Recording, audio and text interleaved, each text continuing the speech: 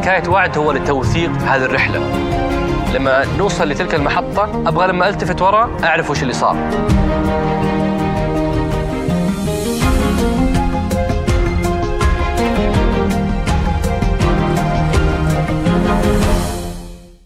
أنا بيني وبينك تذكر أول ما ذكر هذا الكلام من كم سنة، أنا أبغى أحول 3 مليون. 3 مليون برميل، تعرف ترى عملية مو سهلة. 3 مليون كنا نقول له مثلا من 12 إلى 13 مليون برميل مكافئ من النفط والغاز تنتجها أرامكو السعودية، أقل من مليون كانت تستخدم في صناعة المواد.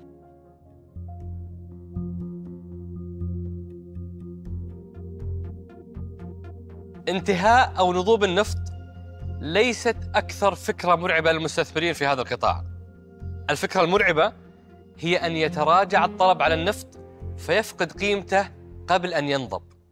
فالعالم اليوم يتحول إلى مصادر الطاقة البديلة، وصناعة السيارات الكهربائية تتسارع، وهذا مؤشر خطير إذا تذكرنا أن السيارات غير الكهربائية مسؤولة عن 50% من الطلب الحالي على النفط.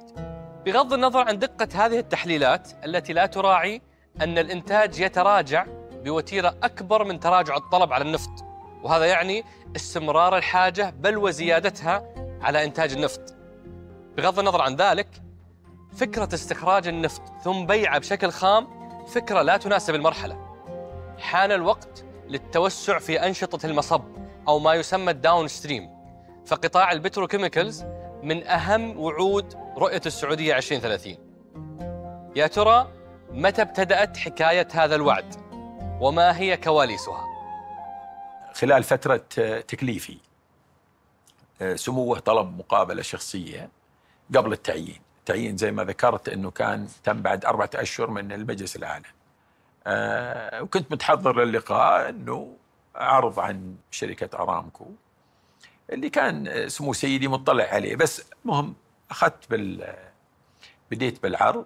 كان عنده عدة ملاحظات مهمة جدا، يعني بعد طبعا هذا كان قبل الرؤية، قبل ما تطلع الرؤية 2030. هذا كان الكلام في 2015.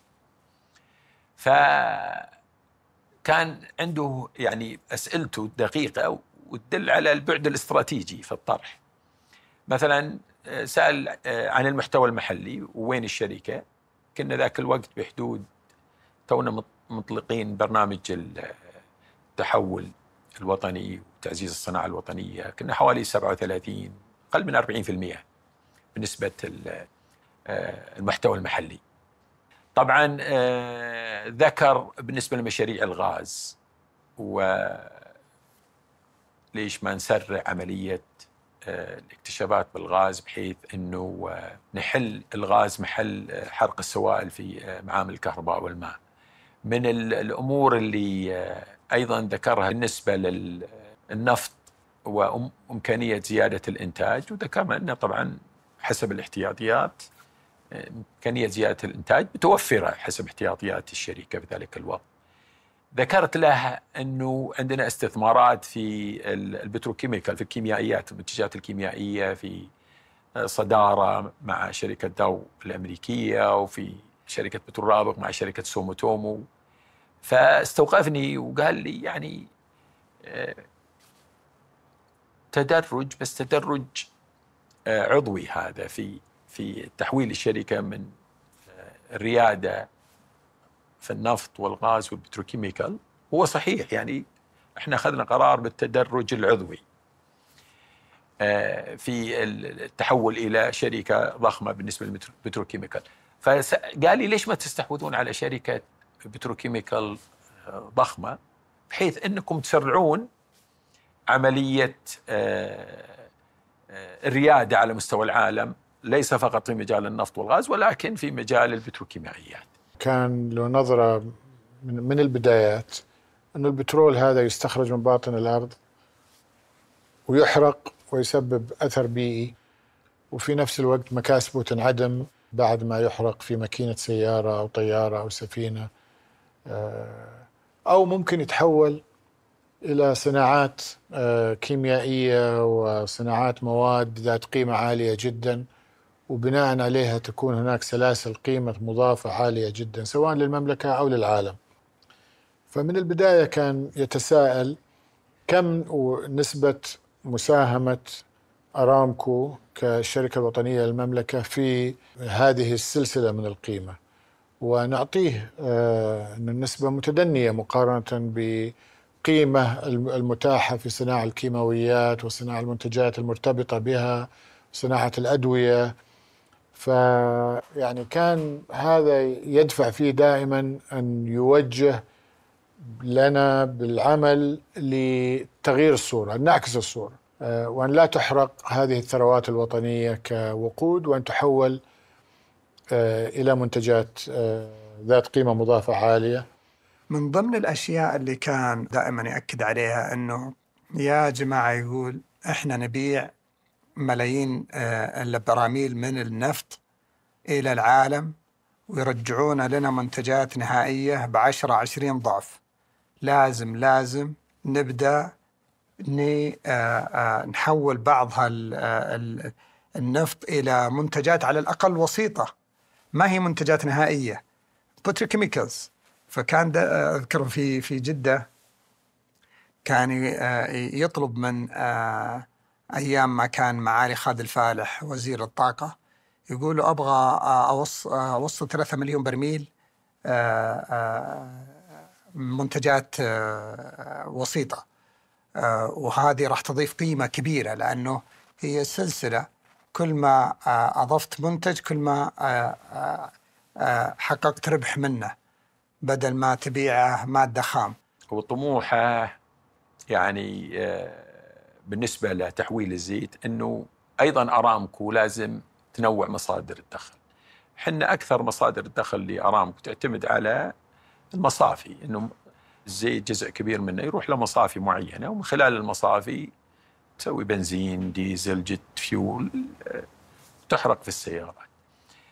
سمو سيدي يتطلع إلى أنه لتعظيم القيمة للنفط من أرامكو السعودية، أنه جزء منه كبير لازم يتحول إلى مواد كيميائية. في فوائد عديدة، يعني أولها أنه تقلل الانبعاثات، لأنه تحويل النفط إلى كيميائيات ما في انبعاثات زي ما تحرق الديزل والغازولين في السيارة. هذه واحدة. تعزيز القيمة المضافة، البتروكيماويات على عقدين القادمين بالنسبة للزيادة في النمو في الطلب على النفط أكثر، وبيروح للبتروكيماويات. فكان تعظيم القيمة تحويل النفط الخام إلى كيميائيات. الهدف الثالث أنه الصناعات التحويلية، لأنك أنت لما تحول النفط إلى بتروكيماويات بتسوي صناعات، الصناعات هذه بتولد وظائف. من لحظة إطلاق الرؤية كان أحد أهم الأهداف المعلنة هو هدف التخلص من الاعتماد على النفط، لكن بعض الناس فهموها التخلص من النفط، وهذا غير صحيح.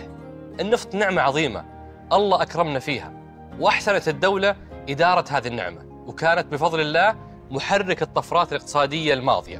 واليوم حان الوقت أننا ننوع اقتصادنا، بس دون أن نتخلى عن نعمة النفط وقوتنا التنافسية فيه. عدم الاعتماد على النفط كمقوم للاقتصاد واعتماد على مصادر أخرى للدخل، هذا لا يعني عدم، ولكن تعزيز قيمة النفط، هذا اللي يذكره. فأنا أعطيك أمثلة. اليوم النفط بنرفع الطاقة الإنتاجية، قاعدين نشتغل على التصاميم الهندسية من 12 مليون إلى 13 مليون برميل الطاقة القصوى. الغاز من 2015 ل 2020 زدنا 40%، وخلال ال10 سنوات القادمة الزيادة بتكون كبيرة بشكل كبير جدا. منها الغاز الغير تقليدي، حقل الجافورة وحقل ضخم جدا، منها تحويل البترول إلى مواد كيميائية. يعني سمو سيدي لما يقول يبغى يعزز الاستفادة من النفط والغاز وليس الاستغناء عن النفط والغاز، بالعكس أنت كل اللي ذكرته يوري إننا قاعدين نزيد، ولكن كيف نعزز القيمة المضافة؟ ليش تستخدم النفط فقط في المصافي؟ ليش ما تحول جزء منه إلى مواد كيميائية؟ خلونا نوقف شوي ونحاول نبسط دورة حياة برميل النفط من باطن الأرض إلى ملايين المنتجات اللي نستخدمها في حياتنا. أولاً يخرج النفط من باطن الأرض مخلوطا مع الغاز والشوائب، فيتم فصلهما وتصفيتهما. ثانياً، النفط الخام يتحول إلى المصافي وينتج لنا عدة منتجات، من أهمها النفثة اللي تستخدم مادة أولية لشركات البتروكيميكلز، وينتج لنا أيضاً الوقود بأنواعه مثل البنزين والكيروسين والديزل وغيرها، كل هذه تنتج من المصافي. ثالث المراحل، شركات البتروكيميكلز تاخذ مخرجات المصافي وتعمل على تحويلها إلى منتجات متنوعة تدخل في استهلاكنا اليومي بشكل مباشر أو غير مباشر. ونلاحظ من دورة حياة برميل النفط أن القيمة الأعلى تصنع في المرحلة الثالثة، لذلك حسم النقاش على أهمية تحويل المزيد من براميل النفط إلى بتروكيميكلز بدل من تصديرها بشكلها الخام. خلاص الجميع متفق على هذا الأمر. الآن جاء النقاش على حاجة جديدة، حاجة مهمة، كم الهدف ومتى يتحقق؟ النقاش اللي صار على الكمية والفترة الزمنية لتحقيق الهدف. ما في خلاف أنه تعظيم القيمة، وزي ما ذكرت تقليل الانبعاثات، لأن تقليل الانبعاثات التغير المناخي موضوع مهم جدا. فلتحقيق الهدف لازم مدة زمنية معينة. وهل الاستثمارات كلها تصير داخل المملكة ولا جزء من الاستثمارات لازم يصير خارج المملكة؟ فالنقاش كان متفقين على الكمية، كم من النفط، يعني يسموه دائما يذكر 3 ملايين برميل تحويل النفط إلى كميات، كم من هالكمية يكون داخل السعودية وكم من هالكميات يكون خارج السعودية، والفترة الزمنية لتحقيق ذلك. تذكر أول ما ذكر هذا الكلام من كم سنة، أنا أبغى أحول 3 مليون. 3 مليون برميل، تعرف ترى عملية مو سهلة. 3 مليون اليوم ما تيجي 400,000 500,000 ما ولا شيء. وهذا على مدى سنين، وأكثرها مش كرود باي ذا واي، مش نفط لا بتروكيميكال، لكن نفط نفسه تحولها إلى مواد كيميائية قليل.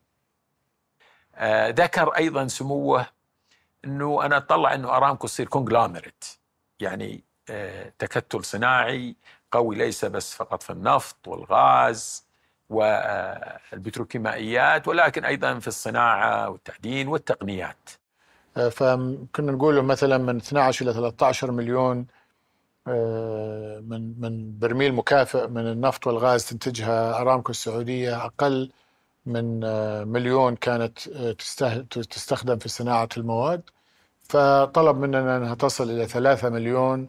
وفريق أرامكو كانوا، وأنا وقتها كنت الوزير ورئيس مجلس الإدارة، كانوا يعني يعرضون علينا في المجلس الأعلى وعلى سموه التحديات اللي تواجه من ناحية المصاريف الرأسمالية، من ناحية السوق، هل يستوعب، وهل سيؤثر هذا على ربحية شركات البتروكيماويات بسبب زيادة الطاقة الإنتاجية. كان يسمع مرة ثانية ويدفع للمستوى الأعلى من الطموح. وفي نهاية الأمر اتفقنا على رينج معين للزيادة، ولكن يمكن الفترة الزمنية تكون أطول شوي لإعطائنا الفرصة للتغلغل في السوق. بناء عليه بدأت الشركة تبني استراتيجية أكثر طموحا بكثير مما مضى، من ناحية بناء يعني قطاعات جديدة فيها للعمل في الداون ستريم، في القطاعات اللاحقة لإنتاج البترول، في البتروكيماويات. وهذه قادت أيضا إلى مبادرة استراتيجية كبرى لأرامكو بتوجيه من سموه، اللي هو الاندماج والتكامل مع شركة سابك. لأنه في نهاية المطاف هم شركتين عملاقتين تقوم ببعض النشاطات المتشابهة، خصوصا فيما يتعلق بقطاع البتروكيماويات. وإذا أضفت لهذا القرار إنشاء برنامج استدامة الطلب على البترول، اللي هو عمادها الأساس وكيف أن نحول المواد الهيدروكربونية، البترول والغاز بشكل عام، إلى منتجات نهائية استهلاكية لهذا الحد، بوجود تقنيات جديدة بحيث أنها تسهل عملية نقل هذه المادة اللي هي البترول ولا الغاز إلى منتج نهائي يستخدم استخدام نهائي. هذا التجميع بيساعد حقيقة أرامكو في أن تنشئ مصافي في الداخل، وأيضا يكون لها جزء منها كمصفاة زي ما هو موجود الآن في صدارة وفي بترول رابغ. هذا النشاط بيزداد في الداخل، وأيضا في توجهات مشابهة له في الهند والصين. أهمية هذا بالنسبة للهند والصين هي جوانب متعددة الحقيقة. أهمها أولا أن هي السوقين الواعدين في المستقبل. ثانيا الطلب عليها بيزيد، الطلب عندهم بيزيد. ربط هذه المصافي ببتروكيماويات مهم جدا، لأنه أيضا معزز للحفاظ على الطلب على البترول. خلال العقدين القادمين الطلب على المواد الكيميائية بيكون أكثر النمو في الطلب على النفط بيكون أكثر متوجه إلى المنتجات الكيميائية. فكيف أنت تنتج أكثر؟ لأن المنتجات الكيميائية أيضا فيها صناعات تحويلية زي ما ذكرت، وظائف، قيمة مضافة، تقليل انبعاثات، تستفيد بعدة أمور كثيرة، بس تعزيز القطاع النفطي وقطاع الغاز والبتروكيماويات. السعودية تعيش حالة جادة من تقليل الاعتماد على النفط، وتسعى لتنويع اقتصادها، لكنها في نفس الوقت تعمل على تعظيم استفادتها من هذه النعمة العظيمة بمختلف المسارات. مسار زيادة قدراتنا الإنتاجية، مسار زيادة قدراتنا التكريرية، مسار الإدراج في أسواق المال لإطلاق القيمة المالية المكمونة في أرامكو وشركاتها. والتكامل الموجود حالياً بين العمالقة أرامكو وسابك سيؤدي بإذن الله إلى استمرار ريادة وصدارة السعودية في مجالات الطاقة والصناعات التحويلية. كان البترول هو دستورنا، واليوم هو مجرد استثمار عظيم سنحسن التعامل معه وتعظيمه أكثر وأكثر بإذن الله. أصبح اليوم كأن دستورنا الكتاب والسنة ثم البترول. هذه خطيرة جدا. إحنا صار عندنا حالة إدمان نفطية في المملكة العربية السعودية من قبل الجميع. هذه خطيرة، وهذه اللي عطلت تنمية قطاعات كثيرة جدا في السنوات الماضية. هو بالنفط هو السلعة الرئيسية اللي يعتمد عليها اقتصاد السعودية. النفط يجب أن نعمله كاستثمار، لا أقل ولا أكثر. استثمار، شركة لها قيمة استثمار، ويجب أن تملكها كاستثمار ولا تملكها كسلعة رئيسية أو مصدر دخل رئيسي.